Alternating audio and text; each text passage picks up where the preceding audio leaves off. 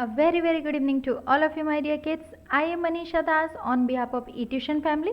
Welcome you all to today's class. Let me remind you that our eTuition family is providing quality education for your better tomorrow. So don't forget to be a part of our eTuition family. My dear class 10 students, today we are at the last part of our lesson Heredity and Evolution. And in today's part, we will be discussing about human evolution. यानी कि हम लोग कैसे evolve हुए और कहाँ से evolve हुए. ठीक है, तो today's part is going to be very interesting. So let's get started. So let us see what are the points we are going to discuss today. We will be discussing about evolution by stages, eyes evolution, feather evolution, cabbage evolution and human evolution, right? So first, evolution by stages, इसका मतलब क्या है?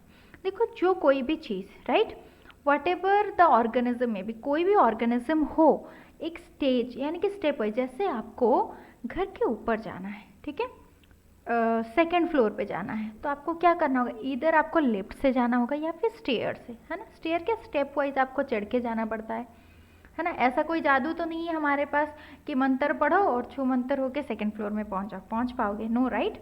सो this is called as evolution by stages. हर कोई क्या होगा? Cell से बनता है, राइट.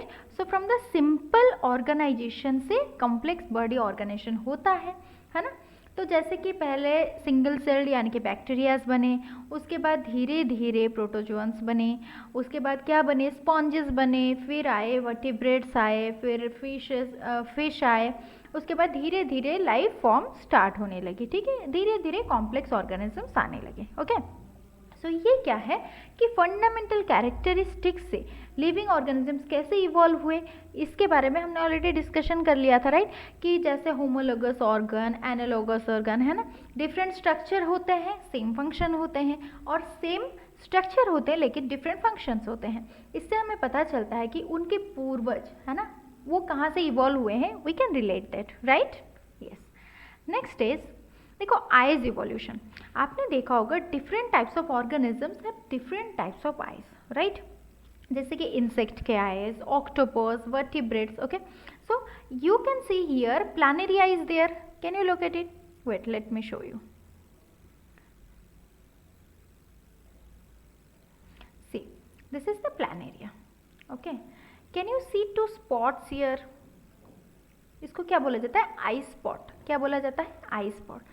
लेकिन ये आइज रूडिमेंट्री है. इट मीन्स ये वो खोल नहीं सकते और they can not see with this eyes. ठीक है, ये सिर्फ रूडिमेंट्री है, सिर्फ एक स्पॉट जैसा है.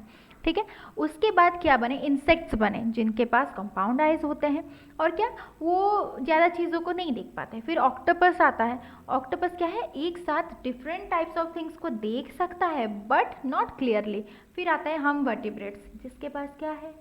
आइज होते हैं, और हम एक साथ बहुत सारे चीज़ों को, बहुत सारे कलर्स को देख सकते हैं. ओके, इट मीन्स ये कैसे इवॉल्व हुआ? देखो, पहले प्लानेरिया, उसके बाद इंसेक्ट, फिर ऑक्टोपस. प्लानेरिया के पास क्या? रूडिमेंट्री आइज थे, जिससे पता चला कि सिर में ही, in the head you will have the eyes. Okay, आपके फेस में ही आइज आएंगे.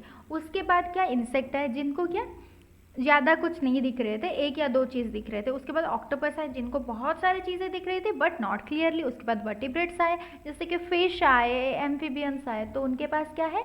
आइज है, जो कि बहुत सारी चीज़ों को एक साथ देख सकता है. तो यानी कि कैसे इवॉल्व हो रहा है, we can relate it, right. Next आता है फेदर.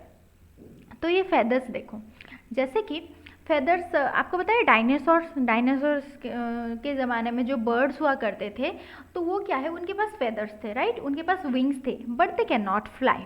ठीक है, वो अच्छे से फ्लाई नहीं कर पाते थे बिकॉज डायनासोर बहुत बड़े बड़े थे. उनके क्या, उनका वेट ज़्यादा था, जिसके वजह से भारी चीज़ तो नहीं उड़ सकती, नहीं उड़ पाते थे.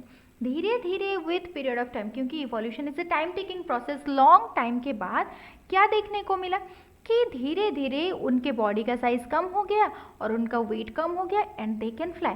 इट मीन्स फेदर्स उनके पहले क्या, किस काम में आते थे? कि ठंड से बचाने के लिए, for their protection, for their own protection. ठीक है, एंड विथ टाइम क्या हुआ?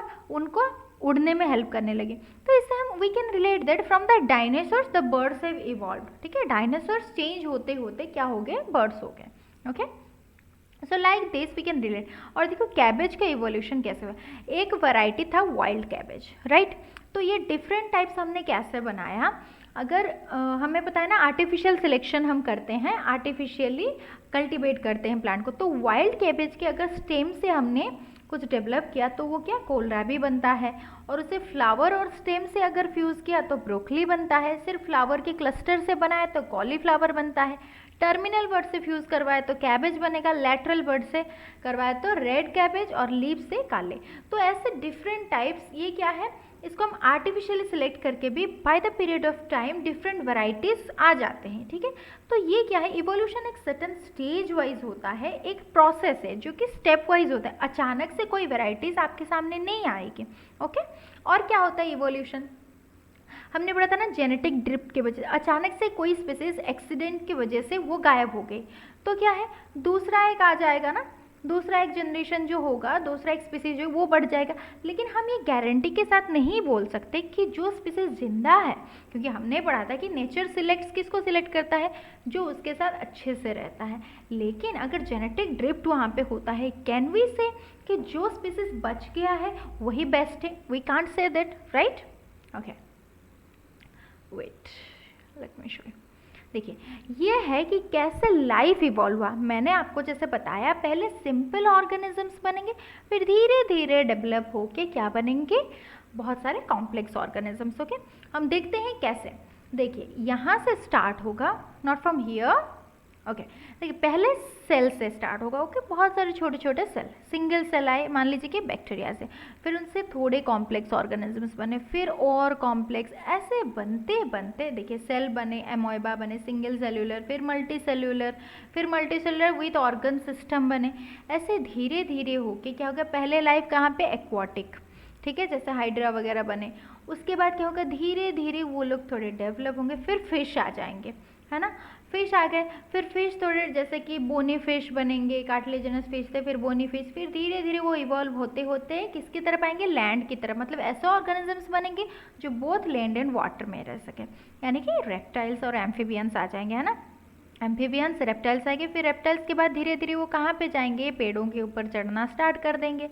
तो पेड़ों के ऊपर चढ़ते चढ़ते क्या मंकीज आ जाएंगे, फिर मंकीज़ के आते आते कौन, हम ह्यूमंस आ जाएंगे। तो ऐसे धीरे धीरे बाय ए प्रोसेस, है ना, by a process evolution start होता है, राइट।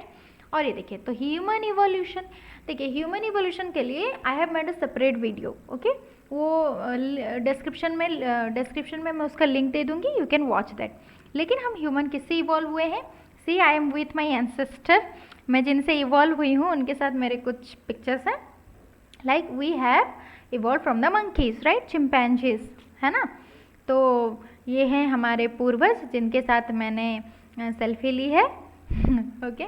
सो ह्यूमन इवोल्यूशन के लिए मैंने दूसरा एक वीडियो बनाया है, और लाइफ कैसे ओरिजिनेट हुई थी हमारे अर्थ में उसके लिए भी मैंने दूसरा वीडियो बनाया है, जिसका लिंक मैं डिस्क्रिप्शन में दे दूँगी, मस्ट वॉच दैट, एंड आपको I am sure that you will enjoy that, okay.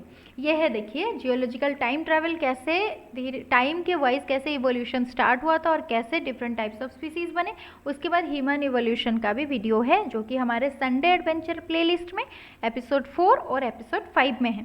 उसमें आपको पता चलेगा कि कैसे सिंगल सेल से मल्टी सेलुलर ऑर्गेनिजम्स आए, और कैसे डायनासोर्स गायब हो गए अचानक से, इतने बड़े बड़े ऑर्गेनिजम्स। और ह्यूमन इवोल्यूशन में you can know that what are the different species of monkeys, और कैसे हम डिफरेंट मंकीज से आए।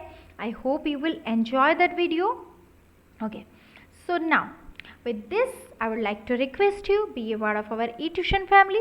Don't forget to watch, like, share and subscribe to our channel. And my dear kids, your tests are going to start from 8th of October from 4 p.m. to 4:30 p.m. okay, so if you have not downloaded our app, please download it from Google Play Store, and you can give these exams all the subjects, okay, like maths, physics, chemistry and biology. You can give the test and you can assess yourself that how much you have revised or not, okay. So till then, stay safe, stay happy, and thank you.